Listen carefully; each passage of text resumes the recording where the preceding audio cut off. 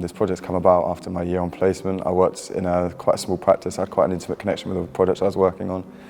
So sort of wanted to follow that through to my final year project, where I've created a project that is an environmental research centre for an area I've lived for the last 23 years on the Norfolk coast. Through this project I really wanted to preserve the landscape. After COVID and things like that, there's been a lot of people coming to the area with their staycations and things like that, and I've seen sort of firsthand the damage that has on the environment, working in sort of hospitality and things like that, seeing a lot more people and a lot more rubbish around. So yeah, the Hyde is the building I've designed. The Centre for Environmental Safeguarding is sort of its more technical name. The building that looks to integrate this expertise of the University of East Anglia, a leading life sciences university, with local experts in the conservation of the area. There's a marine conservation zone, the largest chalk reef just off the coast of where the project is based, is in an area of outstanding natural beauty. The site itself is in a nature reserve, so yeah, using locals who, I know personally have got expertise in the area and integrating that with the UEA is sort of the main basis behind the project. I think the shape of the building I chose was quite challenging. Trying to model that in the 3D software we did was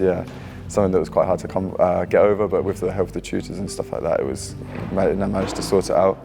I have really enjoyed the year, really. I never sort of expected to do as well as I've done, so I've sort of got quite a bit of pride in the project I've produced, and I think that's sort of shown throughout the year, really. It's been really enjoyable.